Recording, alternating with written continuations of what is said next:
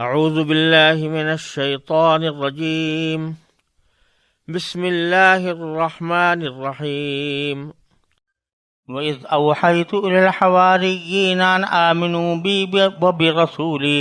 قَالُوا آمَنَّا وَاشْهَدْ بِأَنَّنَا مُسْلِمُونَ إِذْ قَالَ الْحَوَارِيُّونَ يَا عِيسَى ابْنَ مَرْيَمَ هَلْ يَسْتَطِيعُ رَبُّكَ أَنْ يُنَزِّلَ عَلَيْنَا مَائِدَةً مِّنَ السَّمَاءِ قالوا اتقوا الله إن كنتم مؤمنين قالوا نريد أن نأكل منها وتطمئن قلوبنا ونعلم أن قد صدقتنا ونكون عليها من الشاهدين قال عيسى ابن مريم اللهم ربنا أنزل علينا مائدة من السماء تكون لنا عيدا لأولنا وآخرنا وآية منك وارزقنا وأنت خير الرازقين قال الله إني منزلها عليكم فمن يكفر بعد منكم فإني أعذبه عذابا لا أعذبه أحدا من العالمين وَإِذْ قَالَ اللَّهُ يَا عِيسَى ابْنَ مَرْيَمَ أَأَنْتَ قُلْتَ لِلنَّاسِ اتَّخِذُونِي وَأُمِّيَ إِلَٰهَيْنِ مِن دُونِ اللَّهِ قَالَ سُبْحَانَكَ مَا يَكُونُ لِي أَنْ أَقُولَ مَا لَيْسَ لِي بِحَقٍّ إِن كُنتُ قُلْتُهُ فَقَدْ عَلِمْتَهُ تَعْلَمُ مَا فِي نَفْسِي وَلَا أَعْلَمُ مَا فِي نَفْسِكَ إِنَّكَ أَنْتَ عَلَّامُ الْغُيُوبِ ما قلت لهم إلا ما أمرتني به أن اعبدوا الله ربي وربكم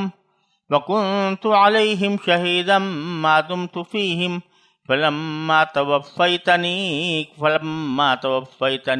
كنت أنت الرقيب عليهم وأنت على كل شيء شهيد إن تعذبهم فإنهم عبادك وَإِن تَغْفِرْ لَهُمْ فَإِنَّكَ أَنْتَ الْعَزِيزُ الْحَكِيمُ قَالَ اللَّهُ هَذَا يَوْمُ يَنفَعُ الصَّادِقِينَ صِدْقُهُمْ لَهُمْ جَنَّاتٌ تَجْرِي مِن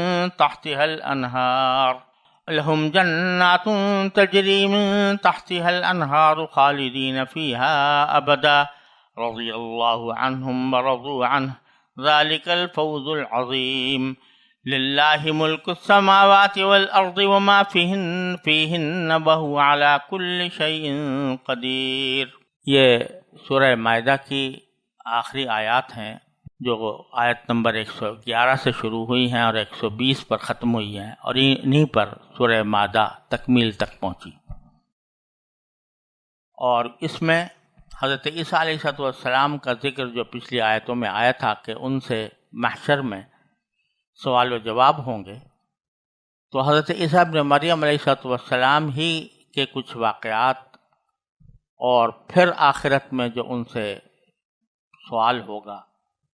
اس کی تفصیل ان آیات میں بیان فرمائی گئی ہے۔ ترجمہ یہ ہے کہ جب میں نے حواریوں کے دل میں یہ بات ڈالی کہ تم مجھ پر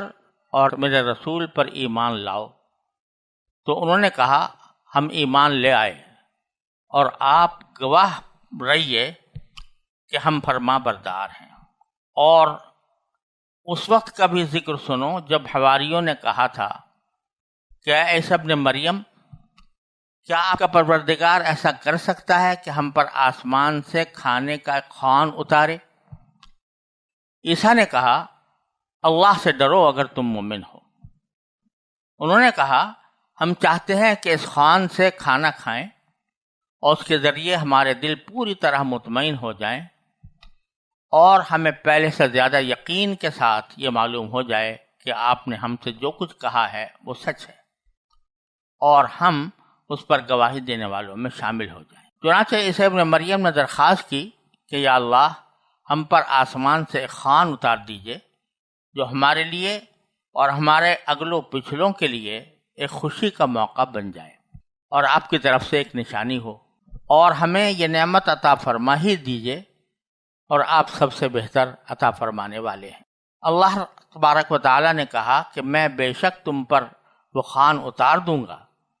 لیکن اس کے بعد تم میں سے جو شخص بھی کفر کرے گا اس کو میں ایسی سزا دوں گا جو دنیا جہان کے کسی بھی شخص کو نہیں دوں گا۔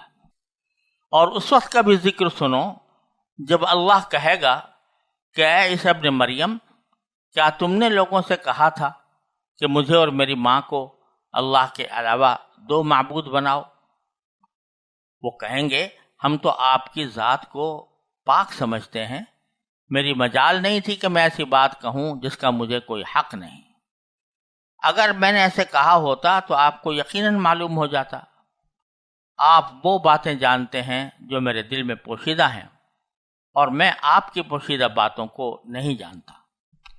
یقیناً آپ کو تمام چھپی ہوئی باتوں کا پورا علم ہے۔ میں نے ان لوگوں سے اس کے سوا کوئی اور بات نہیں کہی جس کا آپ نے مجھے حکم دیا تھا، اور وہ یہ کہ اللہ کی عبادت کرو جو میرا بھی پروردگار ہے اور تمہارا بھی پروردگار۔ اور جب تک میں ان کے درمیان موجود رہا میں ان کے حالات سے واقف رہا۔ پھر جب آپ نے مجھے اٹھا لیا تو آپ خود ان کے نگراں تھے اور آپ ہر چیز کے گواہ ہیں۔ اگر آپ ان کو سزا دیں تو یہ آپ کے بندے ہی ہیں، اور اگر آپ انہیں معاف فرما دیں تو یقیناً آپ کا اقتدار بھی کامل ہے، حکمت بھی کامل۔ اللہ کہے گا کہ یہ وہ دن ہے جس میں سچے لوگوں کو ان کا سچ فائدہ پہنچائے گا۔ ان کے لیے وہ باغات ہیں جن کے نیچے نہریں بہہ رہی ہیں، جن میں یہ لوگ ہمیشہ ہمیشہ رہیں گے۔ اللہ ان سے خوش ہے اور یہ اس سے خوش ہیں۔ یہی بڑی زبردست کامیابی ہے۔ تمام آسمانوں اور زمین اور ان میں جو کچھ ہے اس سب کی بادشاہی اللہ ہی کے لیے ہے، اور وہ ہر چیز پر پوری قدرت رکھتا ہے۔ آیات کا مطلب تو ترجمے سے تقریباً واضح ہو جاتا ہے، لیکن چند خاص باتیں قابل ذکر ہیں۔ پہلی بات یہ کہ جہاں سے یہ آیات شروع ہوئی ہیں اس میں اللہ تعالیٰ نے یہ فرمایا ہے کہ جب میں نے حواریوں کے دل میں یہ بات ڈالی، اس کے لیے لفظ استعمال ہوا ہے اذ اوحیت الی الحواریین، جس کے میں دل میں بات ڈالنے کو وحی کے لفظ سے تعبیر فرمایا گیا ہے۔ وحی دو قسم کی ہوتی ہے۔ وحی ہے جو انبیاء کرام پر اللہ تبارک و تعالیٰ کی طرف سے دین کے احکام بیان فرمانے کے لیے نازل کی جاتی ہے۔ وہ وحی حجت بھی ہوتی ہے اور ان کا تعلق دینی احکام سے ہوتا ہے، اور اس میں صرف یہ انبیاء ہی کے ساتھ خاص ہے۔ لیکن بعض اوقات اللہ تعالیٰ کسی نبی کے علاوہ کسی دوسرے شخص کے لیے بھی اس کے دل میں کوئی بات ڈالتے ہیں تو اس کو بھی وحی سے تعبیر کر دیا جاتا ہے۔ جیسے کہ حضرت موسیٰ علیہ السلام کی والدہ کے بارے میں قرآن کریم میں فرمایا کہ ہم نے ان کے دل میں یہ بات ڈالی کہ وہ اس بچے کو دودھ پلائیں، تو وہاں پر بھی وحی کا لفظ استعمال ہوا ہے۔ اسی طریقے سے شہد کی مکھی کے بارے میں فرمایا کہ ہم نے اس کے دل میں شہد کی مکھی کے دل میں بات ڈالی، وہاں پر بھی وحی کا استعمال ہوا ہے۔ تو یہاں پر اس کے معنی یہ ہوتے ہیں کہ دل میں کسی بات کا ڈال دینا، اور انبیاء کرام علیہ والسلام کے اوپر جو وحی آتی ہے اس وحی کے اندر اللہ تبارک و تعالی ان کے دل میں جو بات ڈالتے ہیں وہ الفاظ اور معنی کے لحاظ سے براہ راست اللہ تعالیٰ کی ایسی وحی ہوتی ہے جو حجت ہوتی ہے۔